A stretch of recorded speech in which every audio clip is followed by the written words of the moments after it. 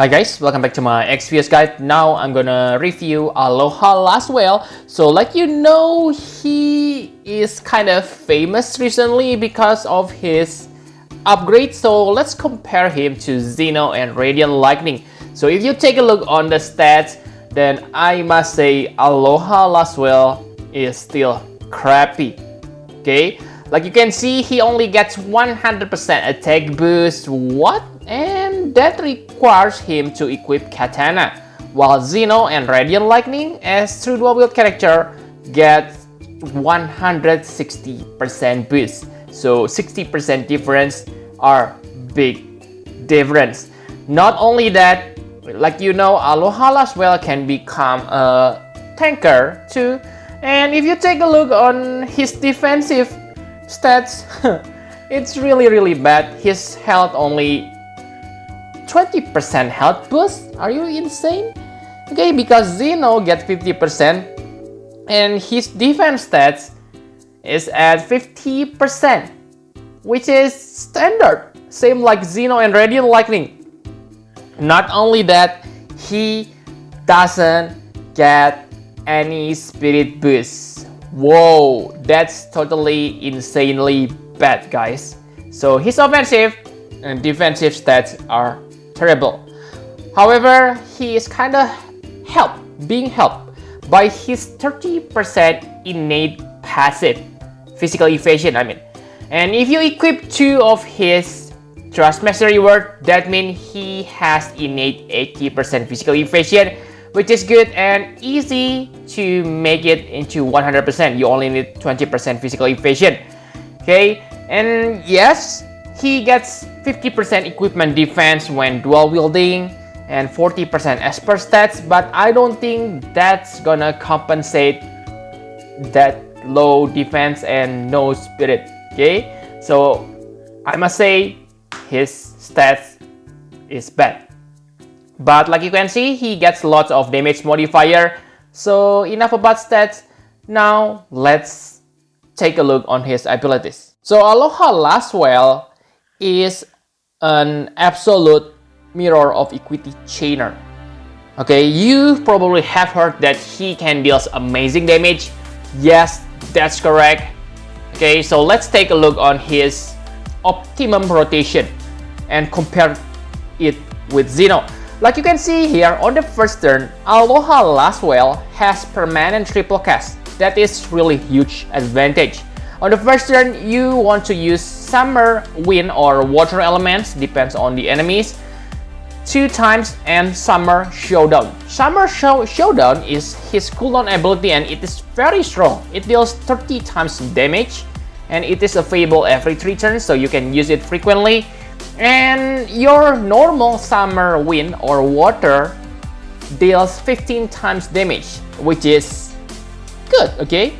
It is quite high because you don't need to search for damage modifier setup, and it also imperil wind or water resist and imbue water or wind element to your attack for 5 turns. So that's really good setup. For Xeno, you need to use Scorch, and if you don't have fire elemental weapon equipped, then you need to use Viraga Slash or something like that to imbue fire.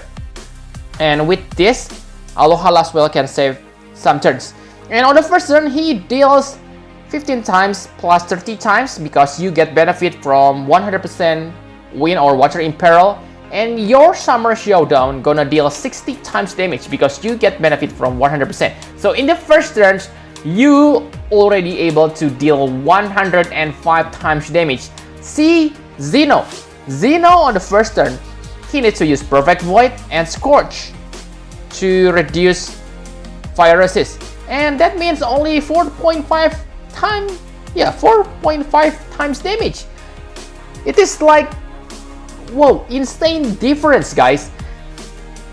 You may complain, Aloha Lasswell, why he doesn't use that Summer whatever, which increased attack plus 200%, but I don't think you need to use that because different than Perfect Void. Perfect Void lasts for 10 turns and increase your damage modifier, but for Aloha Summer buff, it only lasts for 3 turns, so I don't think it is worth to use that. But if you want to do that, you can do that. But the point is still same. Aloha Lasswell still deals more damage on the first turn.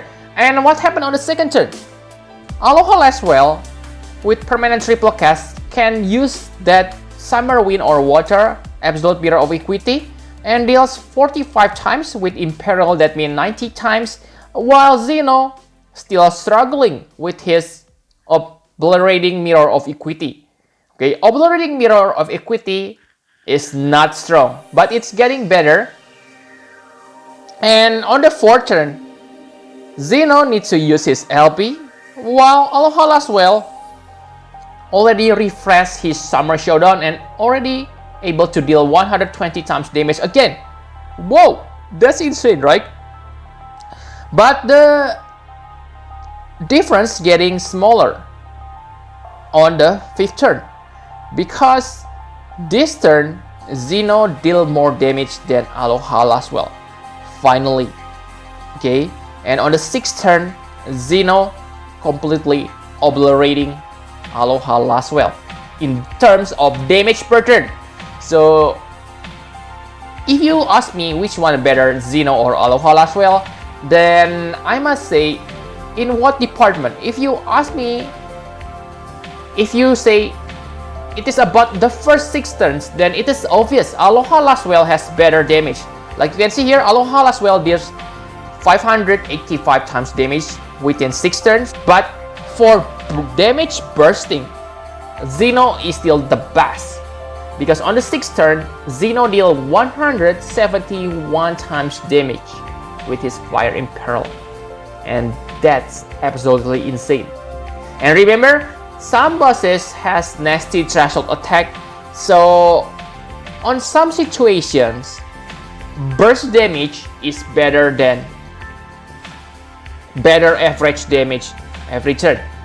Okay, so if you so I cannot say that Aloha Lasswell is better than Zeno, okay, because both of them have their merits. Especially Aloha Lasswell stats is just terrible. You have seen that. And Aloha Lasswell, the good thing about Aloha Lasswell is he also able to do other things other than attacking. He able to re-raise himself, which is a good point because he is also able to become a tanker. But I recommend you to make him into 100% Provoker because his AoE protection only lasts for 3 turns while it has 5 turns cooldown. So it is not available on demand. So yeah, 100% Provoker is the way, but remember he has terrible stats. So the only way you can make him into Provoker is if you have 100% physical evasion on him. Without it, he will die instantly. Actually, that's kind of exaggerating, but you get my point, right? He needs 100% evasion. And if by any means the enemy able to bypass that physical evasion, then that means on that battle, you cannot use your Aloha Lasswell as your Provoker. Okay? So Aloha Lasswell is best paired with AoE Magic Tank because, yeah, you want to use your AoE Magic Tank to protect your all allies from magic and also protect him from magic attack because he doesn't have any spirit boost, will die easily. Okay, so that's it for LB. I don't think you want to use this because, yeah, he already able to provoke the enemy using his Absolute Mirror of Equity. So why bother to use his LP? You may say 40% damage mitigation. No, get it from someone else. It is just a waste of turn because the damage is really low compared to his normal rotation. So enough about abilities, let's talk about equipment. So his equipment, it is easy. He must equip Katana and Cloth.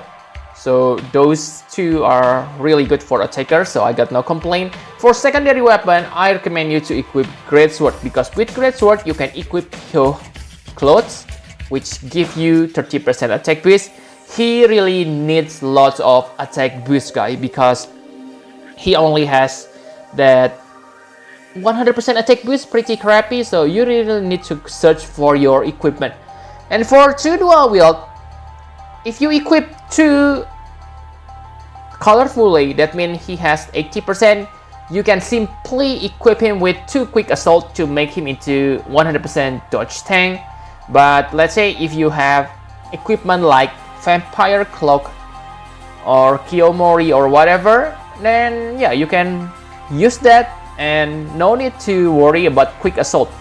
And yes, if you have Kaito STMR, then it is the best ability in slot for Aloha Lasswell. It increased his attack because he equipped Katana, and it also gives you 30% evasion, so you don't need to have any accessory more. Okay, and yeah, I think that's all you need to know about his equipment. My conclusion for Aloha Lasswell. Okay, so Aloha Lasswell is definitely great character. Huge improvement from his past version. He able to deal high damage without any complicated setup. Okay, really straightforward, don't need to confuse. He also has high evasion and easy to become 100% provoker. Okay, and the thing that I don't like from him is some enemy can bypass evasion and you will be dead at that time. And his stats is really low. Sure, in terms of damage modifier, he is amazing, but if his stats is lower than Zeno with the same amount of equipment, then he probably gonna deal less damage too, right? So really guys, you really need to gear him up properly. And yeah, he has 2 elements, wind and water, and he doesn't need to worry about his weapon element. But another big problem is this wind and water may be good and on some conditions because it immediately imperil and imbue your attack with elements, but it also bad on some situation where the enemy resists against those 2 elements. Okay, so it's kind of double-edged sword. Okay, good some situation, maybe bad. Okay, so compared to Zeno and Radiant Lightning, of course both of them has better stats, and Zeno and Radiant Lightning has higher burst damage. Zeno able to deal 171 times per turn. Lightning is still loose compared to Zeno, but she's still better than Aloha Lasswell. Okay, she can deal 140.8 times damage. So those are my calculations. So maybe there are some errors, but I think the general calculation gonna be same. Okay, Aloha Lasswell better in terms of better on early battle, but these 2, Radiant Lightning and Zeno, gonna be better on bursting damage and on the long run. I believe that also will be the same for Bards. So yeah, you may consider to pull Bards if you use Aloha Lasswell as your tanker. Imagine this, you can make both of them into a good cheating partner. Okay, and I think that's all you need to know about Aloha Lasswell. I will talk about his comparison later on CG Bards review video. So yep, thank you very much for watching. Please hit the like button and subscribe to my channel for more Final Fantasy Private Videos. Bye bye guys.